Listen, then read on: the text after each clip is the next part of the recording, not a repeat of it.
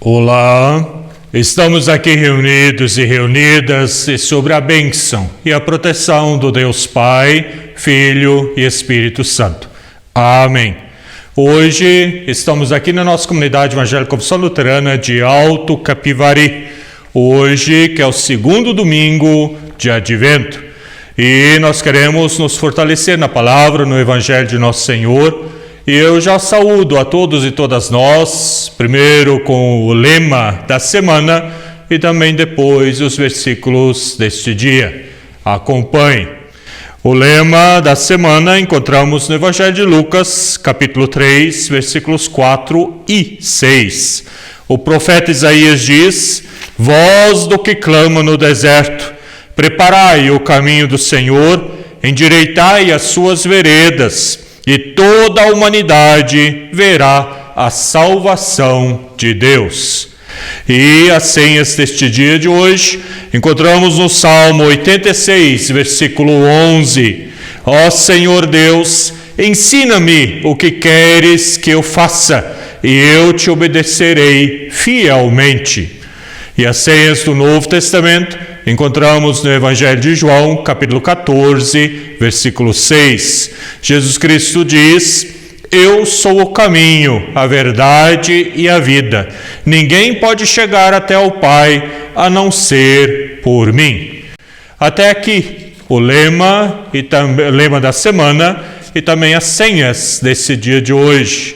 E quero convidar neste momento para nós nos dirigirmos a Deus e pedir perdão, nos limpando assim para logo mais nos fortalecer no Evangelho e na palavra de nosso Senhor Jesus Cristo. Oremos. Querido e bondoso Deus, chegamos humildemente a Ti para pedir perdão, pois dentro deste mundo somos provocados, testados, e pode ter acontecido que a gente tenha perdido a razão. Por isso pedimos perdão, Senhor, e fortaleça-nos. Permita que também a palavra possa ser um alimento neste dia de Advento, que é uma preparação, para que a mensagem do menino Jesus possa se reforçar em cada gesto, cada palavra a nós. Isto pedimos humildemente aqui, perante teu altar. Amém. O texto para nossa reflexão, para nossa mensagem, encontramos no Evangelho de Lucas, capítulo 21, versículos 5 a 19. Acompanhe.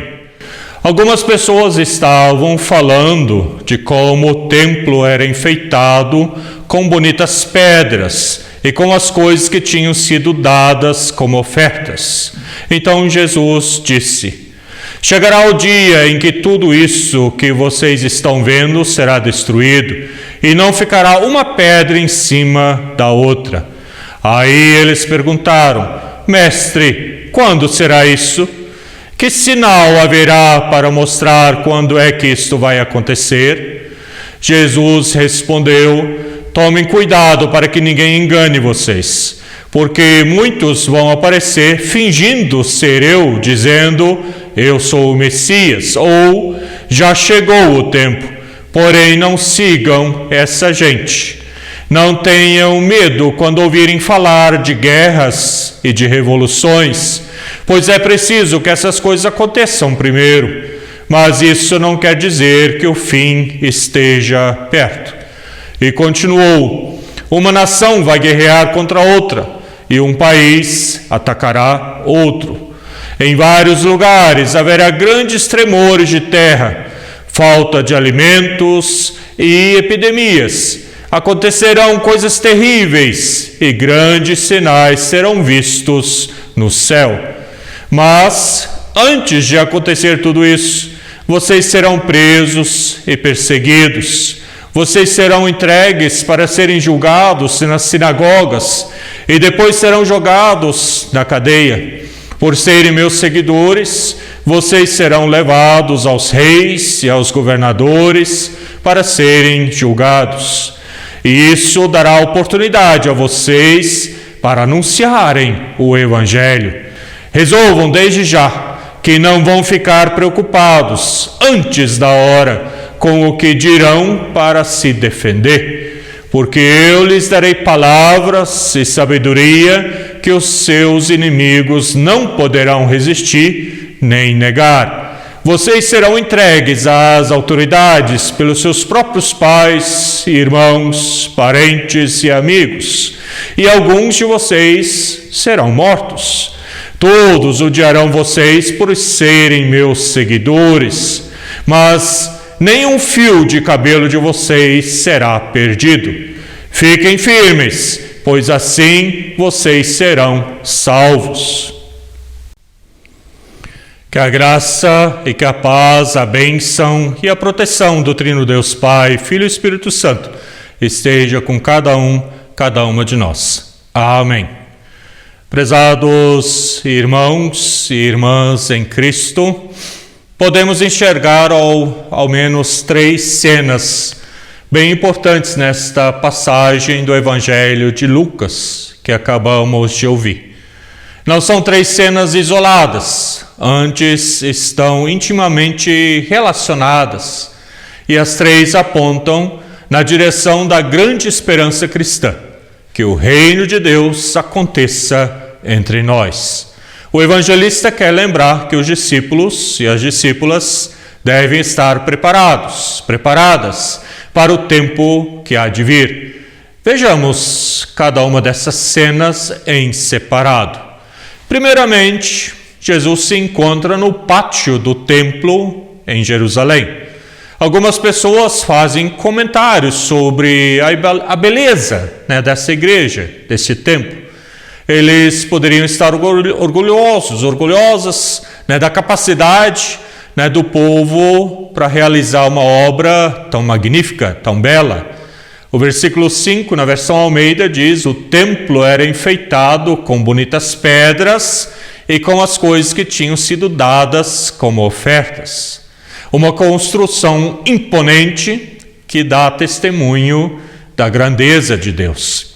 Jesus, no entanto, coloca-se na fileira daqueles e daquelas pessoas que também têm críticas em relação ao templo. Desde a época de sua construção, foi uma obra muito contestada por profetas e profetisas que pregavam em favor de uma fé que se traduz não em prédios, mas em sensibilidade para as pessoas em suas necessidades materiais e espirituais. Misericórdia quero e não holocaustos. Dá para resumir.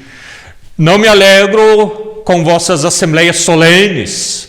Antes a justiça e o direito corram como as águas do rio. São frases que podemos encontrar nos profetas e também em outros lugares. Jesus radicalizou na crítica ao coração da religião de seu tempo.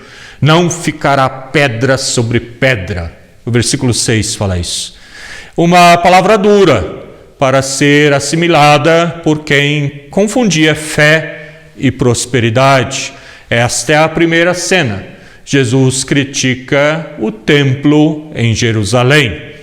Na sequência, seus ouvintes querem saber quando isso haverá de acontecer. Que sinal haverá para mostrar quando é que isso vai acontecer? O versículo 7. A resposta de Jesus, tal como em outras oportunidades descritas nos evangelhos, recomenda sobriedade e cautela. Tome cuidado para que ninguém engane vocês. Versículo 8. E não alimentem ilusões quando ouvirem as notícias de que o caos está tomando conta. Isso não quer dizer que o fim esteja perto. Versículo 9. A gente também não precisa se encher de medo, porque parece que o mundo ficou louco e totalmente fora de controle. Não sigam essa gente, enfatiza o versículo 8, que nos quer fazer acreditar que a história acabou e que já chegou o tempo. Versículo 8 fala isso, o fim. O Evangelho de Jesus não é uma palavra que alimenta o medo, pelo contrário, ele aponta uma nova esperança em meio às situações de falência e de caos. Nem mesmo quando guerras e conflitos sacudirem a ordem do mundo, os discípulos e as discípulas de Jesus se afastarão da segurança de confiar em Deus. Não deixemos que nos enganem quando nos oferecem somente notícias ruins, pretendem calar-nos e intimidar-nos. Semear o medo, a violência e atropelar o diálogo são obras de quem quer calar a voz do povo. Não sigam essa gente, preservem vossa lucidez e também criticidade. A perseguição vindoura é o tema da terceira cena. Por serem meus seguidores, minhas seguidoras, vocês serão levados aos reis e aos governadores para serem julgados. Versículo 12. Sabemos que esta profecia de Jesus se cumpriu na vida de muitas pessoas cristãs. Já nos primeiros séculos, os imperadores romanos levavam homens e mulheres cristãs ao martírio. Lideranças da igreja que denunciavam a riqueza conquistada de forma injusta foram perseguidas. Quando o anúncio é a vivência do evangelho, começam a incomodar os poderes que governam este mundo, começa também a acontecer perseguições. Quando pessoas alimentadas pelo evangelho questionam os estados e os governos por expropriarem direitos dos empobrecidos, começa a perseguição. Como disse uma vez Dom Helder Câmara, certa vez ele disse: quando ajudo as pessoas empobrecidas, dizem que sou cristão. Mas quando eu pergunto por que existem pessoas empobrecidas, dizem que sou um subversivo. Fazer as perguntas certas em cada situação é uma importante tarefa cristã. E para isso Jesus nos anima: eu lhes darei palavras e sabedoria que os seus inimigos não poderão resistir nem negar. Olhem isso no versículo 15. É tempo de manter a firmeza na promessa do reino vindouro, quando Deus enxugará os olhos, as nossas lágrimas nos olhos. Neste tempo de calendário litúrgico em que a gente se encontra, o período de advento, o Evangelho recorda que o juízo de Deus se aproxima, do que nos falam os sinais de rompimento de relações entre pessoas e povos, mas isso não é o reino de Deus esperado pelas pessoas que oram: venha o teu reino, Senhor. Antes, o povo de Deus deposita a confiança de seu coração nas palavras daquele que disse que somente Deus conhece o tempo certo quando virá o fim. Atos 1:7 lá diz: não cabe a vocês saber a ocasião ou o dia que o Pai marcou para a sua própria autoridade. Também Jesus diz assim.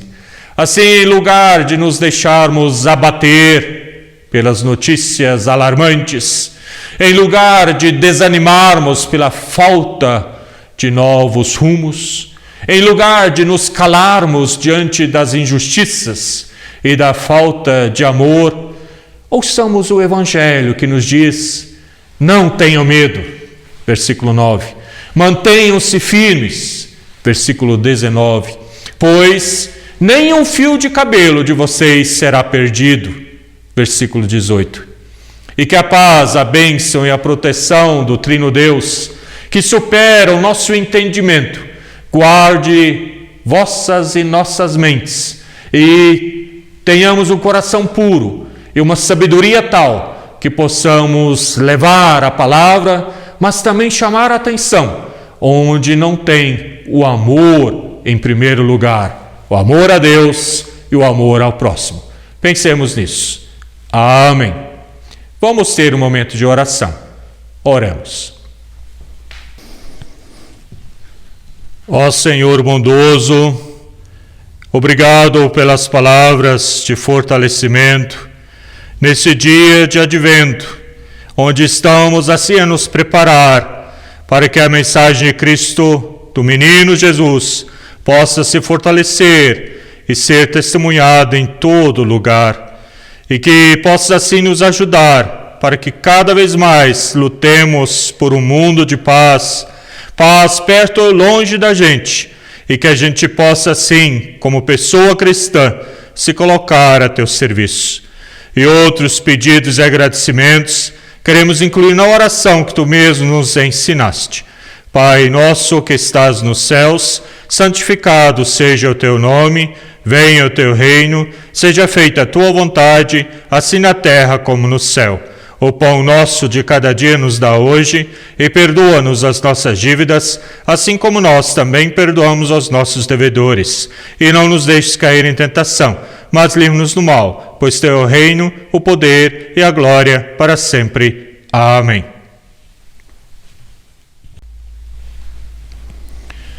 E que a paz, a bênção e a proteção do Trino Deus Pai, Filho e Espírito Santo venha sobre nós, nos ilumine e fortaleça. E depois na paz do Senhor e divulgue o seu Evangelho. Em nome de Deus Pai, Filho e Espírito Santo. Amém. E na paz de Cristo, tenha um ótimo domingo e uma boa semana. Tchau, tchau.